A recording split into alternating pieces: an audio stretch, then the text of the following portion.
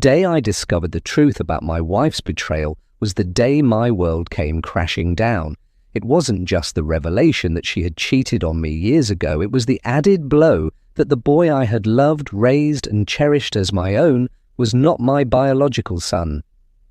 I remember staring at the paternity test results, the cold, unfeeling words blurring as tears filled my eyes. My mind reeled with questions. How could she do this? How could she lie to me for so long? What had I done to deserve this kind of betrayal?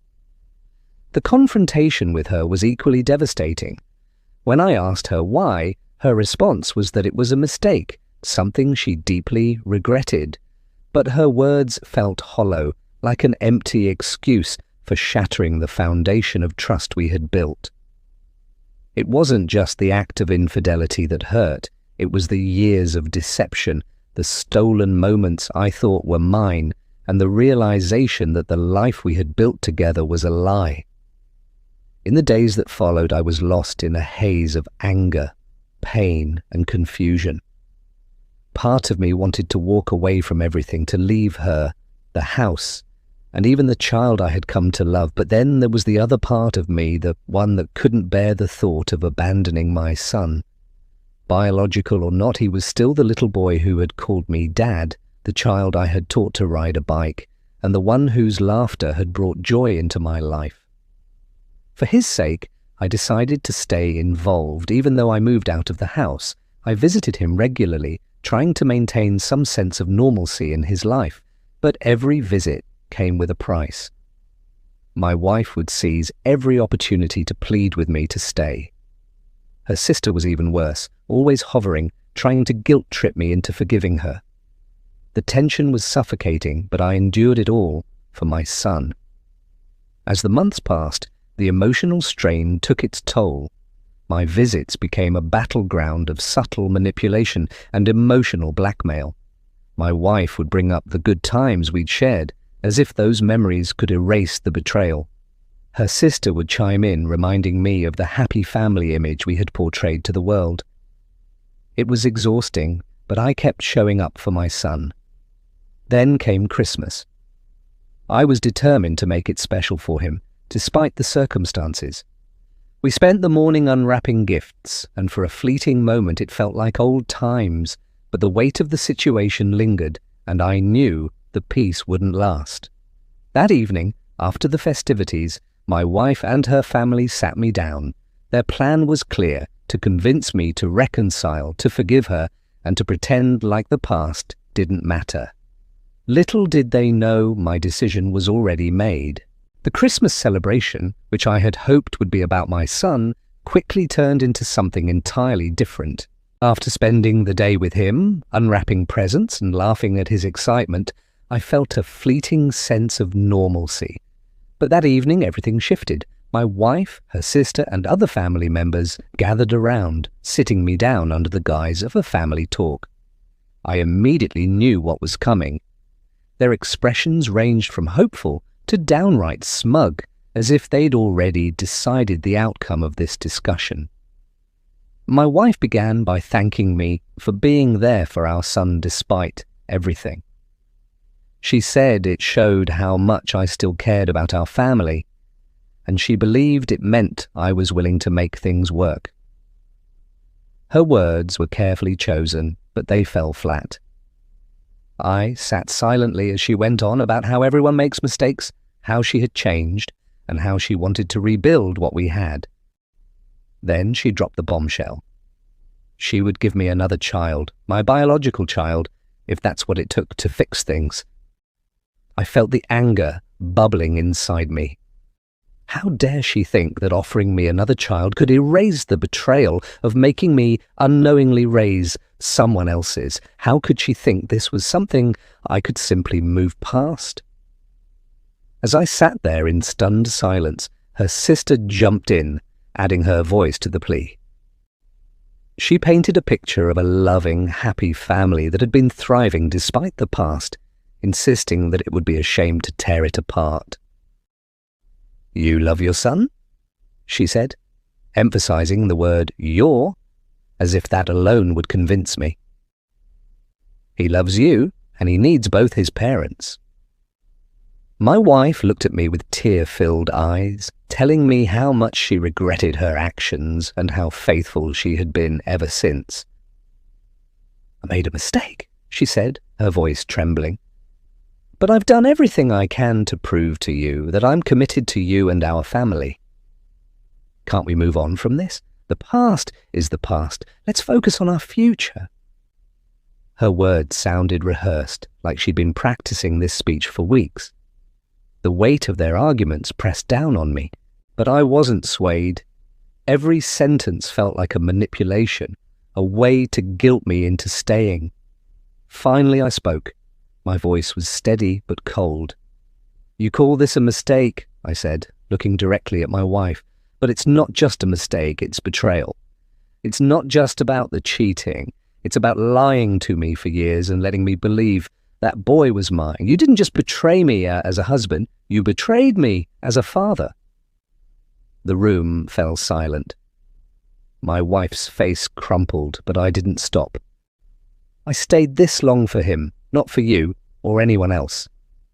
I've tried my best to give him the love and care he deserves. But I can't keep pretending. I can't live a lie just because it makes everyone else comfortable." Her sister tried to interrupt, but I held up a hand to stop her. "Number, let me finish. I've made my decision. I'm filing for divorce and I'm leaving. I'll do what I can for my son, but I can't stay here anymore. This isn't a family, it's a facade." As soon as I stood up, my wife and her sister sprang into action, pleading with me not to leave. They begged me to take more time, to reconsider, to think about the child who still needed me. But I had made up my mind. Walking out of that house felt both liberating and heartbreaking. I could hear my son's voice calling after me as I left, and it tore me apart. But staying would have destroyed me even more. In the days that followed, my wife and her family bombarded me with messages and phone calls. They accused me of being selfish, of abandoning my son, of destroying the family we had built. At first, I tried to explain my perspective, but it became clear they weren't interested in understanding. They just wanted to manipulate me back into their version of normal. I knew the next step would be the hardest, figuring out custody. I reached out to a lawyer explaining the situation and my intentions. My stance was simple. Either I get full custody of my son, or I give up my parental rights entirely. I wasn't interested in fighting over child support or visitation rights. I just wanted to do what was best for him, even if that meant stepping out of his life. The lawyer was honest with me. He said that unless I could prove the mother was unfit, full custody was unlikely. The legal system typically favors biological mothers in these cases. Hearing this was like another punch to the gut. I had spent years loving and raising this boy, but now I might lose him completely because of her actions.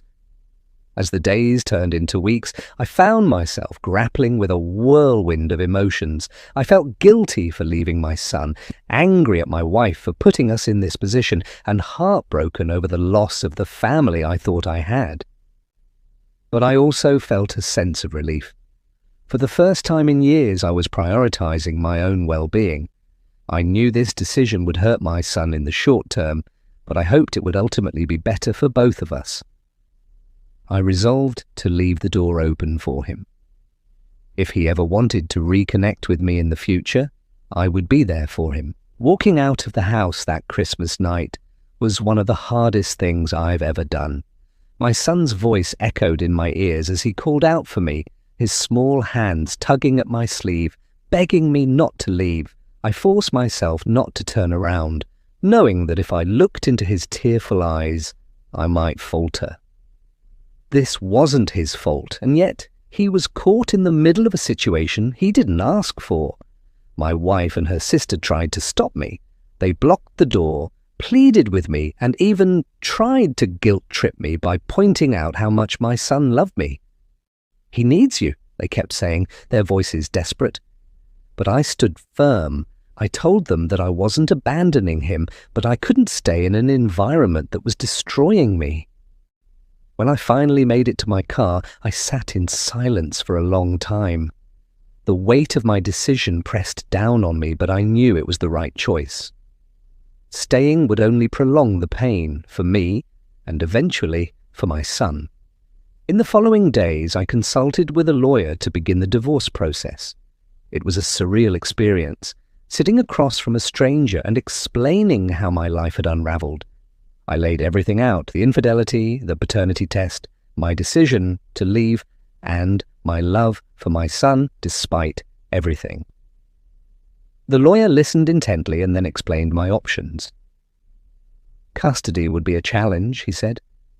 The courts tend to favour biological mothers unless there's clear evidence of unfitness. I could fight for shared custody, but winning full custody was unlikely. The alternative was relinquishing my parental rights entirely, a thought that tore at my heart. I wasn't concerned about child support. Money wasn't the issue. What mattered to me was whether I could give my son a stable, loving environment. I knew his mother loved him, but I also knew she was the source of so much pain and deception. My biggest fear was that he would grow up resenting me for leaving, even though I was doing it with the best intentions. My wife and her family didn't make it easy for me. They flooded my phone with messages ranging from heartfelt pleas to outright accusations. "You're being selfish," my wife wrote in one text. "How can you turn your back on your son after everything we've been through?" "Yeah," her sister chimed in with even harsher words, calling me a coward for abandoning my responsibilities. At first, I tried to respond calmly, explaining that my decision wasn't about revenge or anger, but about finding a way to move forward. But their relentless attempts to drag me back into their orbit wore me down. Eventually, I stopped responding altogether. I blocked their numbers and deleted their messages, focusing instead on rebuilding my life.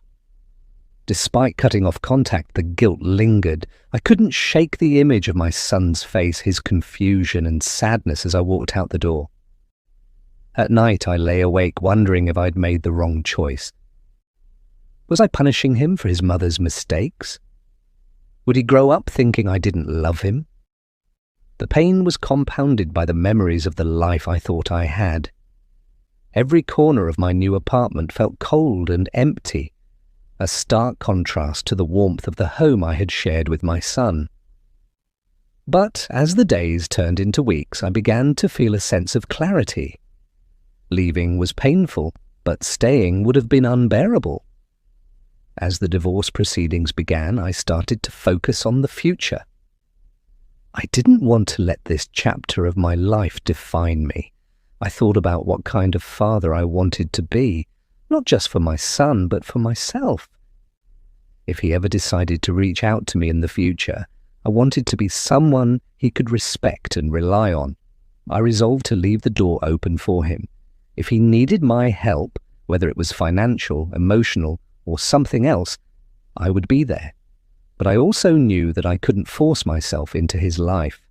That decision would have to be his, and I would respect it no matter what.